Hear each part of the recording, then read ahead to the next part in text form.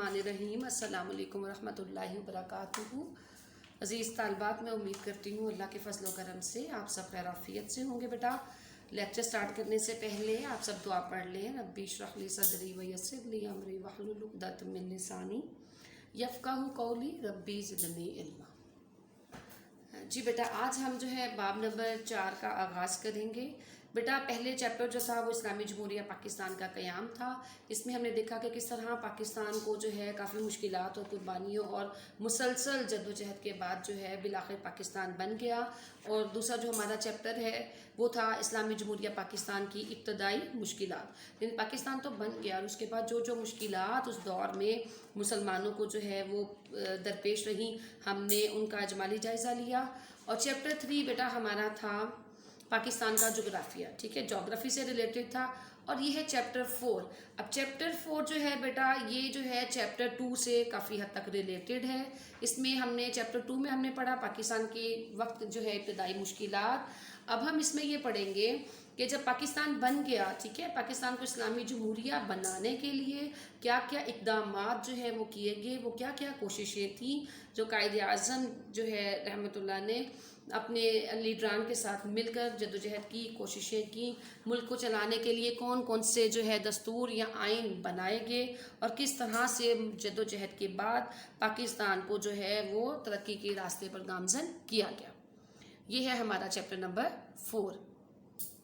जी बेटा, जनूबी एशिया के मुसलमानों ने एक तवील जद्दोजहद के नतीजे में बिलाखिर 14 अगस्त 1947 को एक नई इस्लामी मुमलिकत की हैसियत से पाकिस्तान जो है वो दुनिया के नक्शे पर उभर आया। तहरीक पाकिस्तान जो है वो हमें पता है बेटा, दो कौमी नज़रिए की मरहून मिन्नत है। और दो कौमी नज़रिया क्या है? नज़रिया इस्लाम है। लिहाजा इस्लाम का और पाकिस्तान का आपस में चोली दामन का साथ है। क्या हमें पाकिस्तान के बाद हमें इस बात की बहुत ज़रूरत, अशद ज़रूरत थी कि पाकिस्तान को इस्लामी जमहूरिया बनाया जाए। इस ज़मन में मार्च 1949 में पाकिस्तान की पहली दस्तूर साज असम्बली ने पहला कदम उठाया।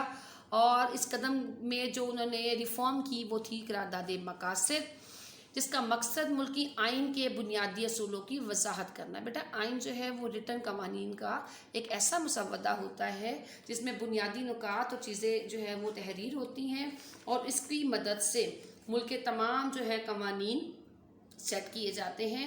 और ये जो आइन होता है इस पे अमल दरामद करना ना सिर्फ सदर और वज़ीर आज़म की ज़िम्मेदारी है, बल्कि काबीना जो है तमाम लोग मिलकर जो है फिर वो ऐसी कानून साजी करते हैं जिस पर तमाम अवाम जो है अमल दरामद करना शुरू कर देती है। तो इस ज़मन में पहली कोशिश क्या है? करारदाद मकासद, यानी पाकिस्तान को इस्लामी जमहूरिया बनाने के लिए पहला कदम करारदाद मकासद की सूरत में था। अब बेटे, करारदाद पाकिस्तान और चीज़ है बेटा। करारदाद मकासद जो है ये पाकिस्तान बनने के बाद, ठीक है, एक दस्तूर साज असम्बली ने जो पहला कदम उठा के कुछ आइन साजी की, ये वो है। अक्सर बच्चे यूँ करते हैं करारदाद पाकिस्तान में और करारदाद मकासद में फ़र्क नहीं कर पाते। और जब सवाल पूछा जाता है करारदाद मकासद तहरीर करें तो बहुत से बच्चे कन्फ्यूजन में करारदाद पाकिस्तान जो है इसका पस मंज़र लिखना शुरू कर देते हैं। तो आपने बेटा इसको ज़हन नशीन कर देना है कि करारदाद पाकिस्तान जो है 1940 में हुई थी और करारदाद मकासद जो है 1949 में मंजूर हुई। ठीक है, ये पाकिस्तान बनने के 2 साल के बाद जो है वो जो है बनाई गई। बेटा, पाकिस्तान के पहले वज़ीर आज़म लियाकत अली ख़ान ने पहली दस्तूर साज असम्बली जो है उसमें करारदाद बेटा पेश की, जो 12 मार्च 1949 को मंजूर हो गई। इसकी मंजूरी के बाद पाकिस्तान को इस्लामी जमहूरिया बनाने के लिए बेटा एक रास्ता मुतय्यन हो गया। अब हम इस करारदाद के जो है अहम नकात उनका जायज़ा लेते हैं। पहला जो है अहम नुक्ता है वो है अल्लाह ताला की हाकमियत, यानी तमाम कायनात जो है वो अल्लाह ताला की हाकमियत में है, अल्लाह ताला की मलकियत में है। सिर्फ वही ज़ात पाक है जो इस कायनात को चलाने वाली है। और ये इख्तियारात पाकिस्तान के अवाम के पास जो है वो अल्लाह ताला की मुक़द्दस अमानत है। और हमें जो चाहिए कि इस मुक़द्दस अमानत को अल्लाह ताला की मुकर्रर करदा हदूद के मुताबिक इस्तेमाल करें। यानी पाकिस्तान को जो सदर है, वज़ीर आज़म है, अगर उनके पास इख्तियारात हैं तो इन इख्तियारात को रब की ज़ात से डरते हुए इस्तेमाल करें और इस्लामी कवानीन की रोशनी में हमेशा फ़ैसला करें। दूसरा पॉइंट है इस्लामी असूलों की पाबंदी। वही बात जो मैंने अभी आपको बताई कि रियासत अपने इख्तियारात का इस्तेमाल अवाम के मुंतखब नुमाइंदों के ज़रिए करेगी। जमहूरियत, आज़ादी, मुसावात, रवादारी, मौशरती इंसाफ के असूलों को मुल्क में नाफिज किया जाएगा। नंबर 3, इस्लामी तर्ज हयात, मुसलमानों को बेटा इनफरादी इज्तमाई शोबों में अपनी ज़िंदगियाँ कुरान और सुन्नत की तालीमात में गुजारने के काबिल बनाया जाए। नंबर 4, अक़लियतों के हकूक़, यानी वो लोग जो आपके मुल्क में तादाद में कम हैं या दूसरे मज़ाहिब से ताल्लुक़ रखते हैं, उनको अपनी मजहबी रवायात, सकाफ़त और अकायद पर अमल करने की जो है वो इजाज़त दी जाए और पसमानदा तबकों के जायज़ हकूक़ की हिफाजत का भी इंतज़ाम किया जाए। नंबर 5, वफाकी निज़ाम, मुल्क में वफाकी निज़ाम हुकूमत कायम करना चाहिए जिसमें सूबों को मुकर्ररा आइनी हदूद में खुद मुख्तारी हासिल होगी, यानी कि एक यूनिटी की तरह जो है इसको लेकर चला जाए पूरे सिस्टम को। ये नहीं होना चाहिए कि हर सूबा अपने ही तय कोई डिसीजन कर ले, ऐसा नहीं है, ठीक है। एक वफाक के अंडर जो है वो तमाम सूबे काम करेंगे।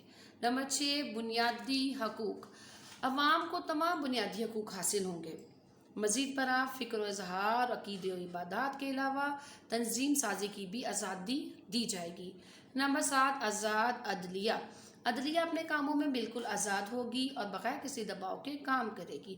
अदलिया से मुराद है अदालती निज़ाम, यानी अगर जो है अदालत में किसी भी कोई केस पेश किया जाता है, अगर वो केस किसी बड़ी शख्सियत के ख़िलाफ़ भी है तो तब भी अदलिया का काम यह है कि वो इंसाफ के तकाज़ों को पूरा करते हुए अगर वो जुर्म उस पर आयद हो जाता है तो वो उस पर जो है सज़ा को जो है वो नाफिज कर दे। करारदाद मकासद की अहमियत, ये तो बेटा 7 पॉइंट वो थे कि जो आइन साजी जो है वो की गई, उसमें करारदाद मकासद की अहमियत को वाज़ेह कर दिया गया। अब जितने भी कवानीन जो है मुल्क के लिए बनाए जाते हैं, दसातीर बनाए जाते हैं, उसमें करारदाद मकासद को अव्वलियत जो है वो दी जाती है। अब हम ये देखते हैं कि इस करारदाद मकासद की अहमियत क्या है। नंबर 1, करारदाद मकासद का मंजूर होना आज़ादी के बाद बहुत बड़ा कदम था, जिसको पहली दस्तूर साज़ असम्बली ने सर अंजाम दिया। इसकी मंजूरी से जनूबी एशिया के मुसलमानों को क़याम पाकिस्तान का मकसद हासिल हो गया। बेटा ये जो जितने भी पॉइंट्स हमने डिस्कस किए इसमें आपने ये चीज़ भी देखी होगी कि जब पाकिस्तान नहीं बना था तो मुसलमान जिस तरह का निज़ाम अपने मुल्क में चाहते थे वो करारदाद मकासद की सूरत में वाज़ेह होकर आ गया। यानी मुसलमान चाहते थे कि ऐसा मुल्क उनके पास हो जहाँ पे वो अल्लाह ताला की हाकमियत के मुताबिक इस्लामी असूलों की पाबंदी कर सकें, इस्लामी तर्ज हयात को अपना सकें, अक़लियतों को जहाँ पे आज़ादी हासिल हो और आज़ाद अदलिया और अदल इंसाफ का जहाँ पे ख्याल रखा जाता हो। यानी ऐसा पाकिस्तान जो है उसका ख्वाब मुसलमानों ने पाकिस्तान के क़याम से पहले देखा था। नंबर 2, करारदाद मकासद को पाकिस्तान की दस्तूर साजी की तारीख में, ठीक है, एक मैग्ना कार्टा की हैसियत हासिल हो गई। इसको पाकिस्तान के तीनों दसातीर में दिपाचा के तौर पर शामिल किया गया। यानी इसको जो है स्टार्टिंग में कि शुरू में बहुत अहमियत और अव्वलियत के साथ रखा गया और इसी के मुतय्यन किए हुए इस्लामी असूलों को तमाम दसातीर में अपनाया गया। नंबर 3, करारदाद मकासद की मंजूरी से मुसलमानों के नुमाइंदों ने जमहूरियत के सुनहरी असूलों को भी अपना लिया और इस्लामी रियासत को जोग्राफियाई, नस्ली और कौमी हदूद से बुलंद करते हुए इंसानी बुनियादों पर तामीर करने का अज़्म भी कर लिया। जी बेटा, यहाँ तक जो है हमने आज चैप्टर नंबर 4 में करारदाद मकासद और उसकी अहमियत को देखा। बहुत इंपॉर्टेंट है बेटा, यह आपका एक्सरसाइज का लॉन्ग क्वेश्चन नंबर 2 भी है। लेकिन लॉन्ग क्वेश्चन नंबर 2 में उन्होंने पूछा ये है करारदाद मकासद के कोई से 5 नकात बयान करें। नकात टोटल 7 हैं, आप इसको पूरा याद करेंगे मुकम्मल। जहाँ से मैंने शुरू किया वहाँ से लेकर ये 7 पॉइंट भी और उसके बाद करारदाद मकासद की अहमियत को भी आप बहुत अच्छे अंदाज में याद करेंगे, क्योंकि कहीं से भी अगर आपसे शॉर्ट क्वेश्चन पूछा जाए तो आप जब पूरा याद कर लेंगे तो आपके लिए जो है बहुत ज़्यादा आसानी भी हो जाएगी। तो इंशाल्लाह अगले लेक्चर में फिर मिलते हैं। अस्सलामु अलैकुम व रहमतुल्लाहि व बरकातहू।